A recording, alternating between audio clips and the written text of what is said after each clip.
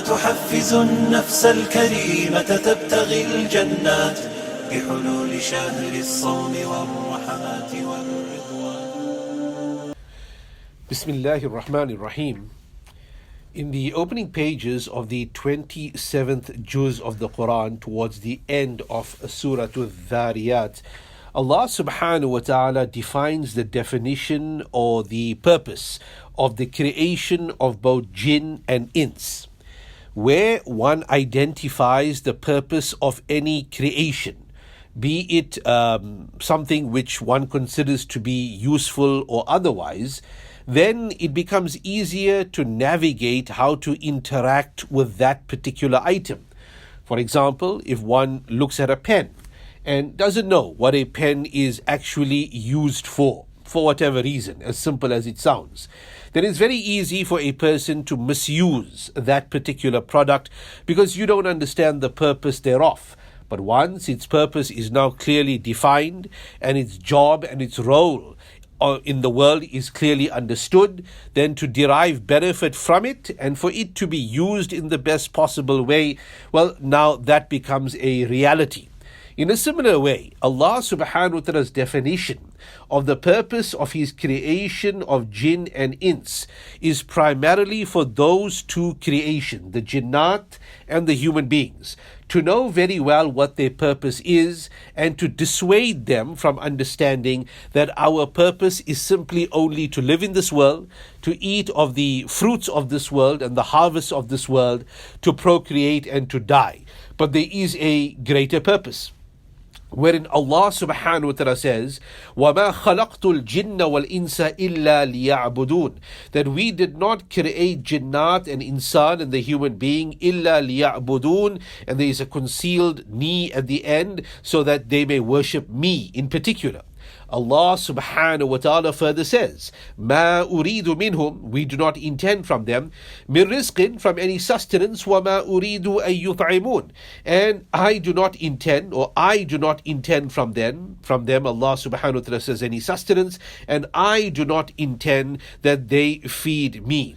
Now here Allah subhanahu wa ta'ala, in defining the objective of jinn and ins, gives them a message that you have got one simple role in this world, and that is the ibadah of Allah subhanahu wa ta'ala.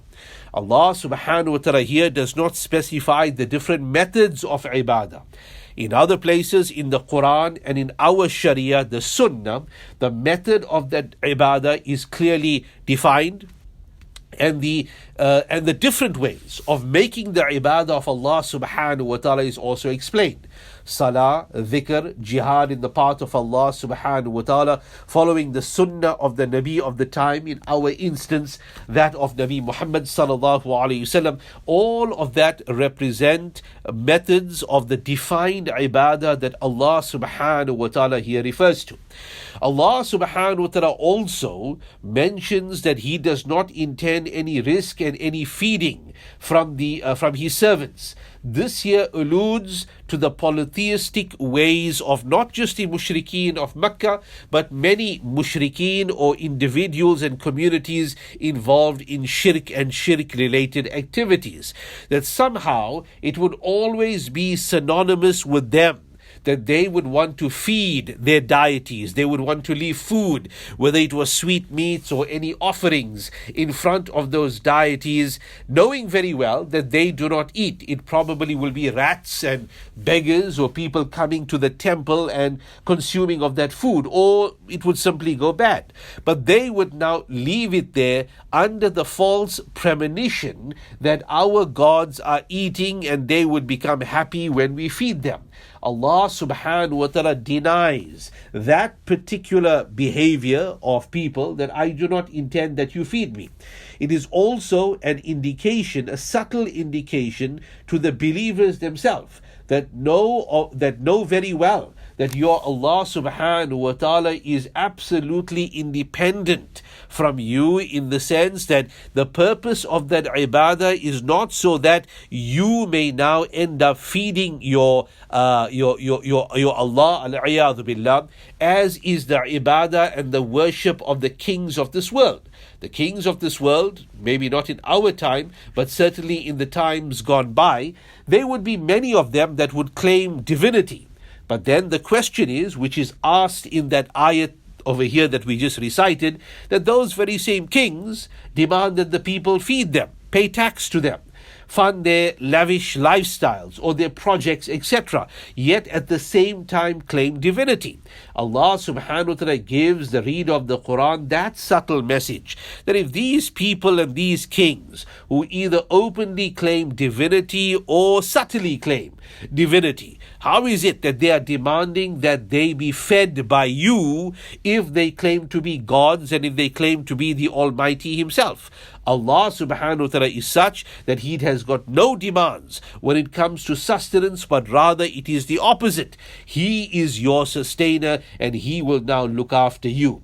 Continuing with the surah towards the end, Allah subhanahu wa ta'ala draws a great simile between the hayatul dunya, the worldly life, and what is in store for a person in the hereafter, or rather the worldly life and how it follows a particular cycle, wherein Allah subhanahu wa ta'ala says, i'lamu, know very well, annama al-hayatul dunya, that the worldly life is but la'ib, play, وَلَهْوٌ وَزِينَةٌ وَتَفَاخُرٌ بَيْنَكُمْ وَتَكَاثُرٌ فِي الْأَمْوَالِ وَالْأَوْلَادِ. In this instance here, the ulama of tafsir explain that these adjectives that Allah subhanahu wa ta'ala is using to describe the worldly life are in fact the stages that the human being goes through. Where in la'ib, where a person is young, small, you are 7, 8, 9, 10, 11 years of age, even younger than that for that matter, the entire day will go in play. Even the best type of learning at that time is that learning which has play adopted inside it. But then thereafter, where a person becomes older, bulugh, a maturity, or qareebul bulugh, or just after, well, it now is no longer play, maybe it's play of a different kind, but it now falls into the pastime of lahu, that where a person is involved in futile recreational pursuits, games, etc.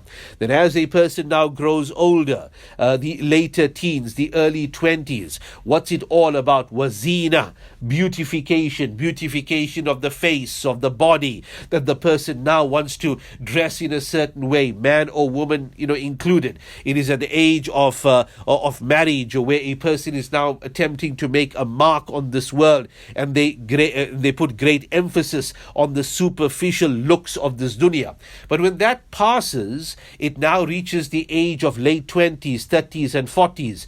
وَتَفَاخُرٌ بَيْنَكُمْ, that it is now pride or boastfulness amongst you. Who has got a better house, a better job, a more beautiful spouse or wife, who has now got a fitter body. What's this here? Tafakhurun. Tafakhurun is mutual boasting and mutual acts of pride amongst yourself, showing off. وَتَكَاثُرٌ فِي الْأَمْوَالِ وَالْأَوْلَادِ. And the final stage is that where people in their 40s, late 40s, 50s and 60s will now sit and they will now compare notes. Who has gathered more wealth? Who has made more investments? Who has acquired more of this world by way of business, by way of assets, etc. وَالْأَوْلَادِ, and children, which represent, of course, the natural asset of the human being of any community. Who has got more children, grandchildren, great-grandchildren, to continue the family legacy and to continue the family business. Allah subhanahu wa ta'ala uses these stages here in the description of this world and compares it to how this world will now end. كَمَثَلِ غَيْثٍ is like rain that fell on the earth. أعجب الكفار, it has now astonished, or the rain has now astonished. Al-Kuffar, according to some scholars here, means the farmers. The original textual meaning of a kafir is a farmer, one who hides a seed inside the ground. It can also apply, of course, to the disbelievers who are not taking heed from the actual falling of the rain itself, which has been the more popular viewpoint of the explanation of this a'jab أعجب الكفار, although there are those who mention that no, the word kuffar, or the plural of course of kafir, is being used in the literal sense of one who hides a seed in the ground and is depending upon the falling rain. Anyway, أعجب الكفار نباته, that the plants of this land that is now lush with the rains has in fact pleased the disbelievers. ثُمَّ يَهِيجُ فَتَرَاهُ مُصْفَرًّا, then it now reaches the age of, or the period of harvesting. Think of a green crop of maize or wheat for that matter. It starts off very green and lush, and thereafter when it's now ready to harvest, towards the end of summer, the beginning of autumn, it's musfarra, it turns to a lovely yellowish color. ثُمَّ يَكُونُ حِطَامًا, but after that, once it is harvested, the grain has now been removed, it now becomes chaff. You can't do much with it, maybe a bit of fodder. Other than that, it's fit to be burnt. In a similar way, the Allah subhanahu wa ta'ala says, وَفِي الْآخِرَةِ عَذَابٌ شَدِيدٌ, there is severe punishment in the hereafter and forgiveness from your Allah and pleasure for those who are now believers. And Allah subhanahu wa ta'ala concludes by saying, the worldly life is nothing illa mata'ul ghurur, except the goods of deception. So here Allah subhanahu wa ta'ala shows the end of all this worldly hankering and running after the world. That initially it's very green, very lush. It will give you some benefit. Allah subhanahu wa ta'ala does not deny that it is giving a person a measured quantity of benefit, but ultimately musfarra, it now will become yellow when it reaches its heights, the heights of your business, the heights of your intellectual acumen. And thereafter it all comes crashing down. It will turn to chaff. Either that wealth, which doesn't last forever, will come to an end, or a person prided themselves on that body, that too will come to an end because of old age. A person may have prided themselves because of their intelligence, that too will now come to an end because of them not being in the faculties any longer. Allah subhanahu wa ta'ala concludes the Surah Hadid, which also brings these 27 juz of the Quran to an end, wherein Allah subhanahu wa ta'ala now speaks about the people of the about the book, the people of the book, wherein Allah subhanahu wa ta'ala says that we now, after the Anbiya alayhi salatu wassalam, we sent وَقَفَّيْنَا بِعِيسَى بْنِ مَرْيَمْ, we sent after them Isa ibn Maryam, وَآتَيْنَاهُ الْإِنْجِيلِ, and we gave him the Injil, we gave him what we would call the New Testament, the Bible. And those who were his followers, Allah subhanahu wa ta'ala says something specific about them. We made in the hearts of those who followed him mercy and compassion. However, although they had these good qualities, they did invent something upon them, seeking the pleasure of Allah, but was not written for them. وَرَهْبَانِيَّةٌ, monasticism, to be a monk, to be a nun. It's something that they wrote or inscribed upon themselves, seeking the pleasure of Allah subhanahu wa ta'ala, and Allah subhanahu wa ta'ala chastises them. فَمَا رَعَوْهَا حَقَّ رِعَايَتِهَا, they did not take care of it the way it should be taken care of, means that they failed in that particular quality of monasticism, of becoming a monk or a nun and making themselves aloof from the world, simply because it was against the nature of the human being, number one.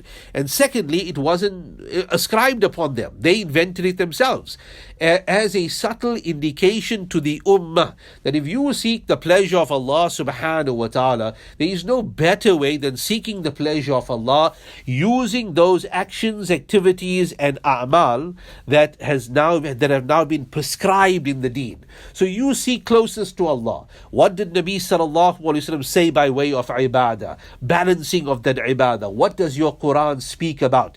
It is the best way for you to follow that system, as opposed for you inventing a system where you consider it to be righteous and pious, but in reality you will fail, you will not be able to fulfill the rights thereof, and ultimately you may be called to account that why did you now invent a new system when the system of gaining proximity to Allah subhanahu wa ta'ala had already been described and shown for you, like the people of the past that took it upon themselves and were unable to take care of it. Allah subhanahu wa ta'ala give us tawfiq to make amal. Ameen. واكتب لنا أن ندخل الجنات بالريان.